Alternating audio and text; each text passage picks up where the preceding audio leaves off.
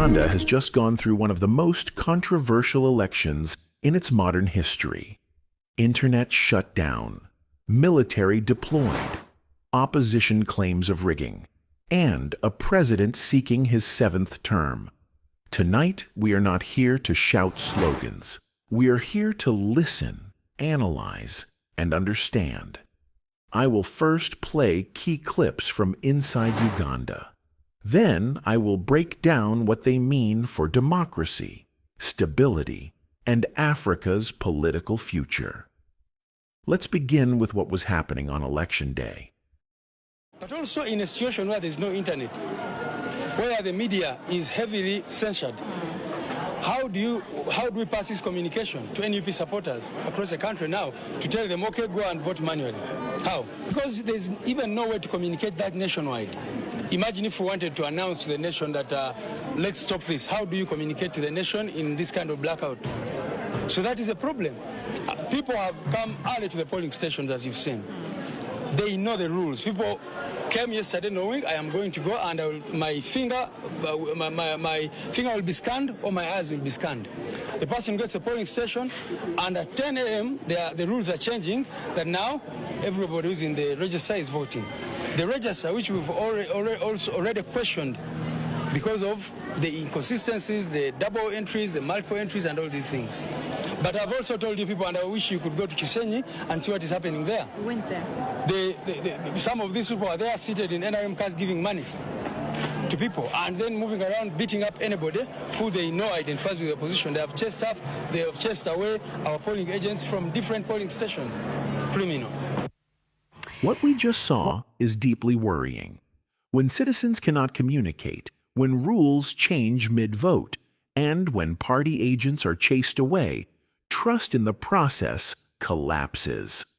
Elections should be decided by voters, not fear, money, or force. To all of you fellow Ugandans and friends of Uganda all over the world, my name is Kyagulanyi Ssentamu, together with my wife Babi, and we have just finished casting our ballot. We've played our part, we've accomplished our civil duty.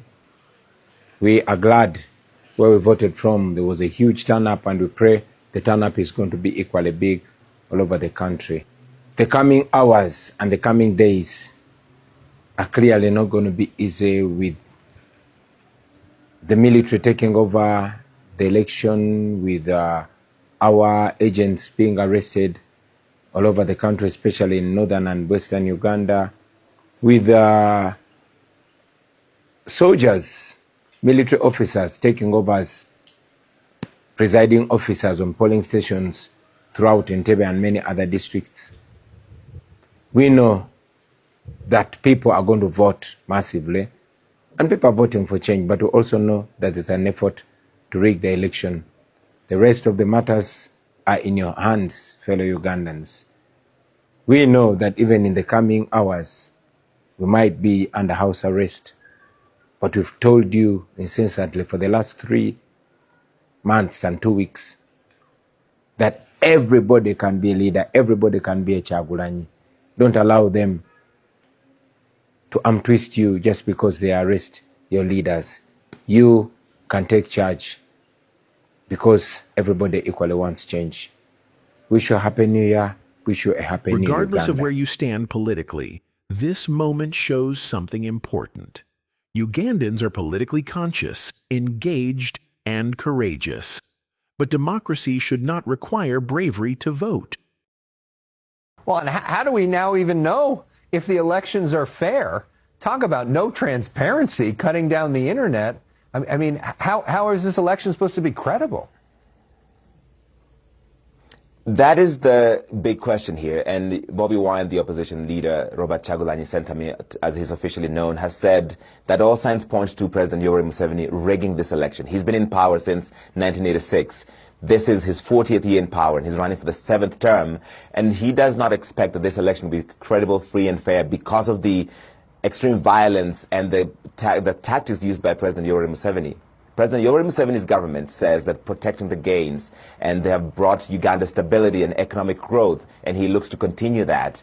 But Bobby Wine told CNN a few days ago that if Yoweri Museveni rigs this election, the people of Uganda must rise up to defend their victory. So in the next few days, we'll get to know if he does win or it's another continuation of Yoweri Museveni's rule for another 5 years, bringing his rule into 45 years. The man is in his 80s now, and the signs of age are starting to show. Yeah, I mean, he first took office in 1986, the year that I was born, and has been there that whole time. And this time, Bobby Wine is asking Ugandans to cast a protest vote against the authoritarian government of President Yoweri Museveni. The way he sees it, Yoweri Museveni is a dictator who sees Uganda as his personal property and all Ugandans as his slaves. That's exactly what Bobby Wine told me a month ago when I spoke to him. On the same day he was campaigning in the capital, Kampala, he was beaten up.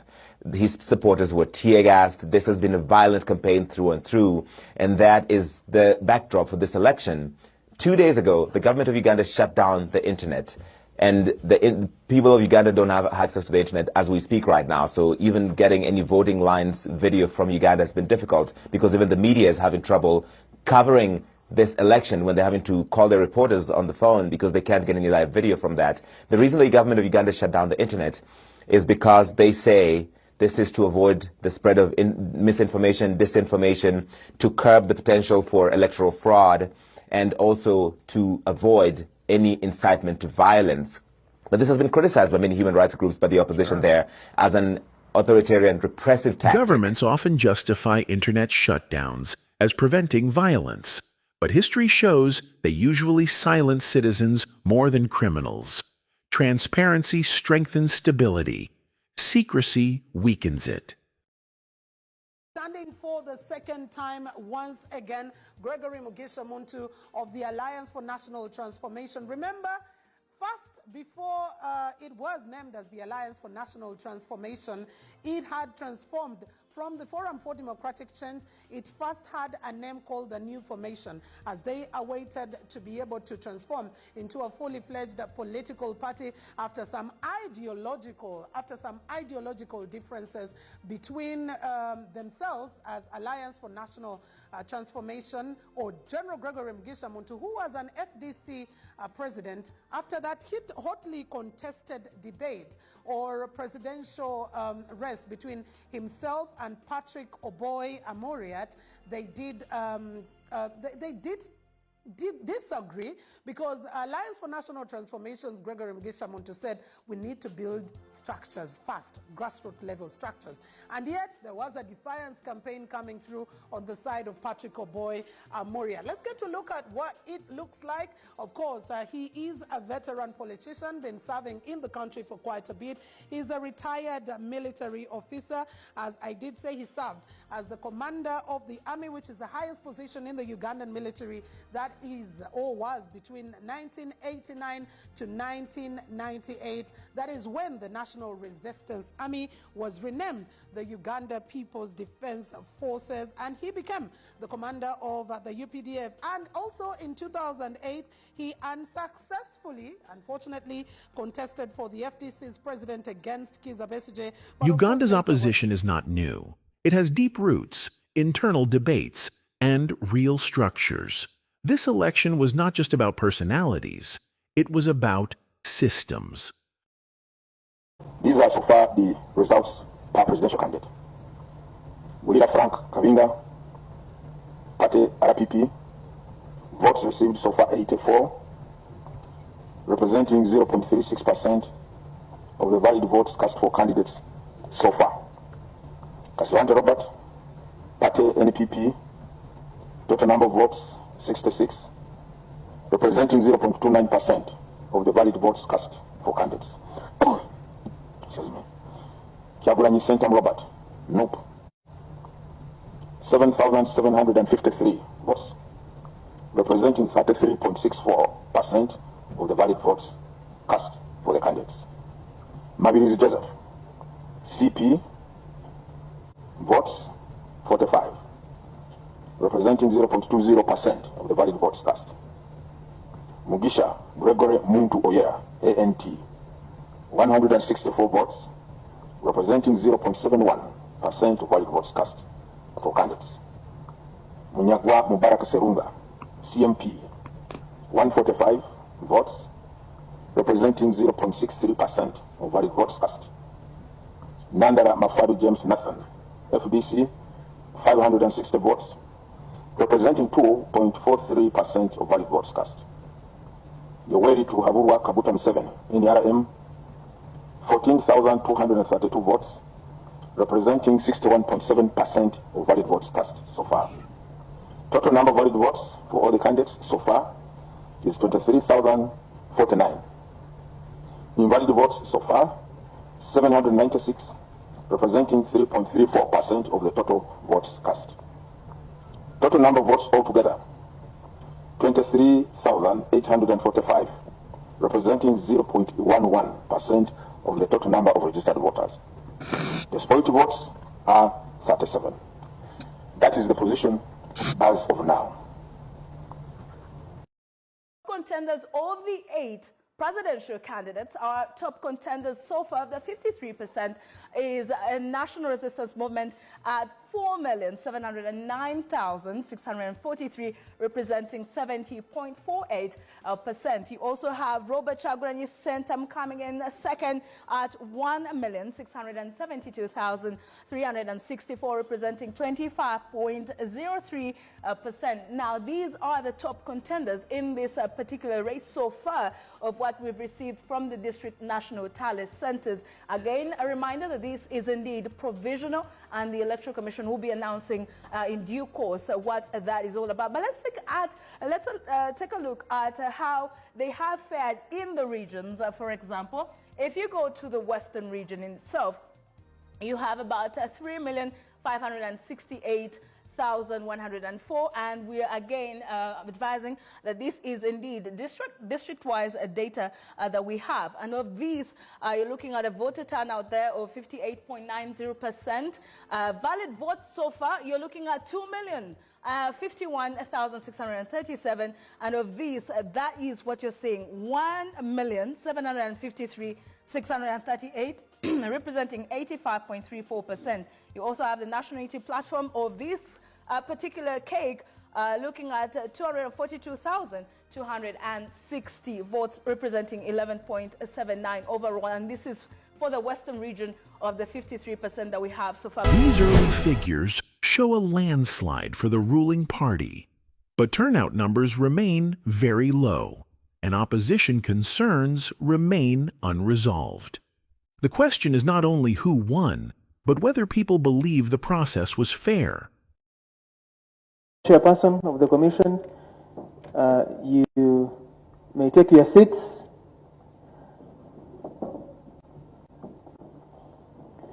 And straight away take us through what you have to communicate to the country. Over to you, Lord Chair. Thank you.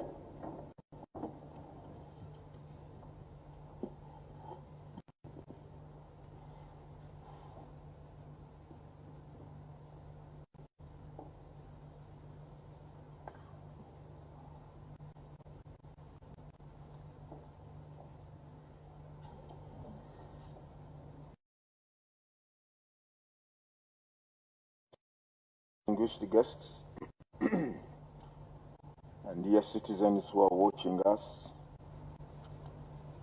wherever you are.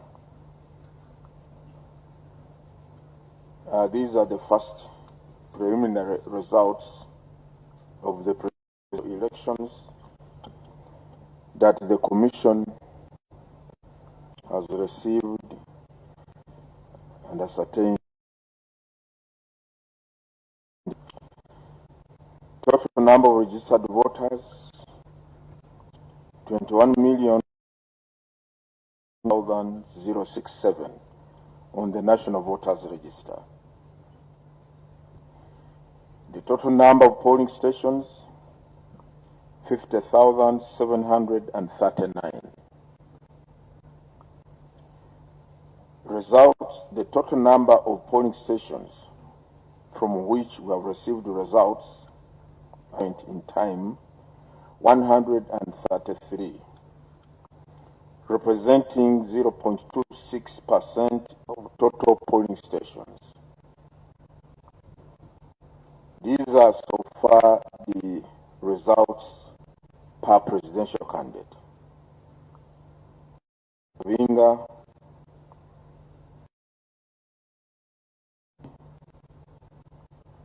votes representing 0.36% of the valid votes cast for candidates so far. Kaswante Robert, Party NPP, total number of votes 66, representing 0.29% of the valid votes cast for candidates. Excuse me. Kyagulanyi Sentam Robert, NUP, 7,753 votes, representing 33.64% of the valid votes cast for the candidates. Mabirizi Joseph, CP, votes 45, 0.20% of the valid votes cast. Mugisha Gregory Muntu Oyera, ANT, 164 votes, 0.71% of valid votes cast for candidates. Munyagwa Mubarak Serunga, CMP, 145 votes, representing 0.63% of valid votes cast. Nandala Mafabi James Nathan, 560 votes, representing 2.43% of valid votes cast. Yoweri Tuhavurwa Kaguta Museveni, NRM, 14,232 votes, 61.7%. Total number of valid votes for all the candidates so far is 23,049. Invalid votes so far, 6, representing 3.34% of the total votes cast. Total number of votes altogether, 23,845, representing 0.11% of the total number of registered voters. Are 7. That is the position as of now.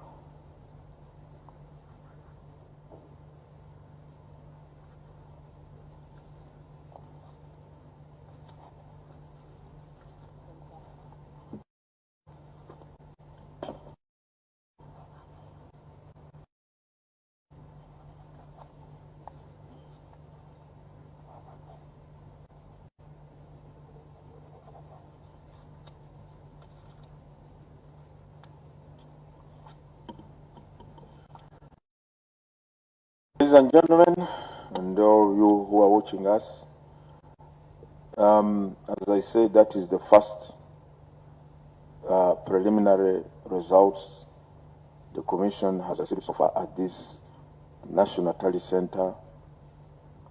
It's now coming to 11 p.m. The next update at 9 a.m. I wish all of you a blessed night. Thank you so much. Elections are the heartbeat of democracy. When citizens doubt results, democracy weakens, even if the vote was technically legal. Security matters, but it cannot replace freedom. Order without liberty is not stability. 40 years in power is not just a Ugandan issue. It is an African question about leadership transitions. Africa does not need instability, but it does need accountability. Uganda deserves peace. Ugandans deserve dignity. And Africa deserves leaders chosen freely by their people. Let's hope the coming days bring calm, clarity, and justice. If this analysis helped you understand the situation, please like, share, and subscribe to Voice of Africa.